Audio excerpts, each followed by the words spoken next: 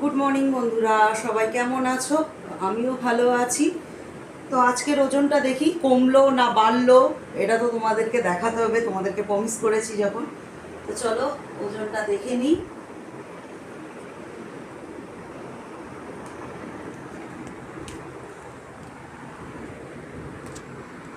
ওজনটা কিন্তু একই জায়গায় আছে, এটা মাথায় রাখতে হবে। যারা ওয়েট লস করতে যাও প্রতিদিনই কিন্তু ওজন কমবে না, প্রতিদিন কারোরই ওজন কমে না।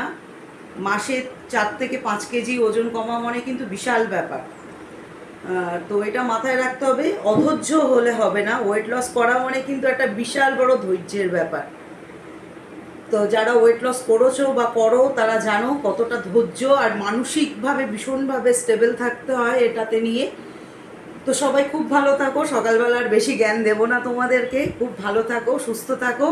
আর যদি আমার এই ওয়েট লস জার্নি ভালো লাগে তো প্লিজ লাইক করো আর পাশে থেকো। Thank you.